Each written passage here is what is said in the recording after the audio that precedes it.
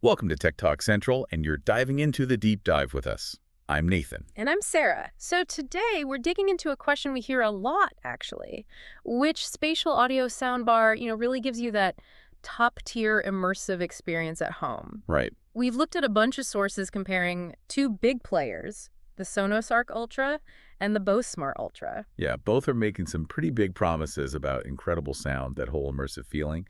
So, our mission here is to see what the sources actually say about how they stack up, Yes. especially on spatial audio, right? Exactly. Let's maybe start with the Sonos Arc Ultra. Sounds good. Okay, so the sources really highlight its all-new acoustic architecture, and it uses something called sound motion technology. Sound motion, okay. Yeah, the idea isn't just like loud sound everywhere. It's about being able to precisely place sounds in the room. So, a helicopter sounds like it's actually passing overhead, not just vaguely up. Okay. And I saw something really interesting in the sources about the channels. Uh, Unparalleled 9.1.4 spatial audio experience with Dolby Atmos. That sounds like a lot. What does 9.1.4 actually mean for someone listening at home? It's pretty significant. So you've got 9 main sound channels, right? Plus the point 1, which is your bass channel, your subwoofer. And then the crucial part is the point 4. At 4. That's 4 separate upward-firing speakers. They literally bounce sound off your ceiling. Ah, okay. To get that height effect. Exactly. It creates that genuine feeling of sound coming from above you, fully enveloping you. And, users in the reviews, they consistently rave about it. Phenomenal sound quality, great spatial effects, really clear dialogue, too, often without needing any special modes turned on. People saying it basically turned their living room into a mini cinema. Pretty much. And setup generally seems easy. One source mentioned like under 5 minutes to get it connected. That's always good. And of course, if you're already bought into Sonos, it fits right into that ecosystem. You can add a sub, add wrist speakers later on, expand it. Right. Build it out. But it wasn't all perfect, was it? I saw some notes. No, definitely not perfect. Some sources pointed out that for music playback, just on its own, it's maybe fine, but not necessarily great. And there were some flags around compatibility. Issues reported with certain mesh Wi-Fi systems like the Eero Pro 6 and even some high-end LG TVs. Connectivity stuff. Anything else? Well, yeah, it's also missing extra HDMI inputs, so you just get the one connection to the TV. And for the real audio nerds, no support for DTS HD Master Audio or DTSX. Which you find on a lot of Blu-rays, right? Exactly. So if you rely heavily on physical media for the absolute highest quality sound formats, that's definitely something to keep in mind. Okay, good point. So that's the Sonos Arc Ultra. What about the Bose Smart Ultra then? How does that one approach things? Right, so the Bose, it also does Dolby Atmos, naturally, but it has Bose TrueSpace technology, too. TrueSpace. What's the angle there? So what's interesting is TrueSpace takes stuff that isn't Atmos, could be standard 5.1 surround, could even just be stereo music, and it intelligently upmixes it, tries to make it sound more spatial, more immersive, like it's coming from around you. Ah, so it tries to give everything that spatial feel, not just Atmos content. That's the goal. Now, structurally, it's a 3.1 channel system. It has 6 transducers total, and that includes 2 upward-firing dipole speakers. Dipoles are designed to kind of disperse sound more widely. Gotcha. And wasn't there something special about dialogue clarity? Yes, big focus there.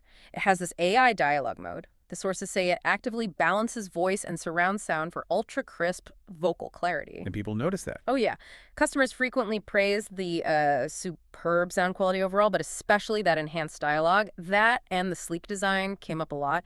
And setup also seemed pretty simple. Single cable, use the Bose Music app. Okay, sounds good so far. But I feel like there's a but coming. Well, yeah. This is where the sources really showed a split. While the sound quality, the dialogue, the design all get high marks, there were quite a few reports of significant connectivity issues. There it is. Like what?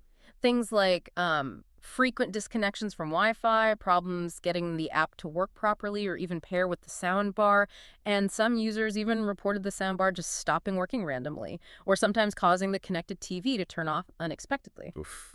That's not ideal for a premium device. No, definitely not. And it creates this really stark contrast, Great sound, great dialogue clarity on one hand, but then these potential reliability headaches and app frustrations on the other, at least for some users. Right. So you've got these two soundbars, both sitting at roughly the same price point, around $999. Yep, head-to-head on price, which really forces a choice based on priorities. So boiling it down from our sources, It seems like the Sonos Arc Ultra really pushes the envelope on like raw immersive power with that 9.1.4 setup. It's aimed at that full-on cinematic experience. Pretty much. It's got the channel count, generally positive sound reviews across the board, aiming for maximum immersion. Whereas the Bose Smart Ultra, it focuses maybe more on making all content sound good and spatial, Mhm. and especially nailing that dialogue clarity with the AI mode. But you have that potential shadow of connectivity issues hanging over it. Exactly. It's got that smart upmixing, the dialogue boost, sleek look. But the reliability factor flagged in the sources is a key consideration. So connecting this back to you, the listener, Hmm. it really raises a core question, doesn't it? When you're investing this kind of money in premium spatial audio How much weight do you put on having the absolute highest channel count, that maximum immersive potential like the Sonos offers? versus maybe prioritizing things like super clear dialogue and potentially better upmixing for non-Atmos stuff with the Bose, while maybe crossing your fingers a bit on the reliability and app side? It's a trade-off. It really is. Something to think about based on what matters most for your setup and your tolerance for potential glitches. Well, that wraps up our deep dive into these two really interesting spatial audio soundbars. We hope this helped you cut through some of the noise and get a clearer picture of what each one brings to the table. Yeah, hopefully it helps you figure out which trade-offs make sense for you. And hey, if you want to check out the latest prices, maybe find some deals on either the Sonos or the Bose, be sure to look for the links down in the description below. Definitely do that. And please don't forget to subscribe to Tech Doc Central for more deep dives into the tech that you care about. Thanks for joining us.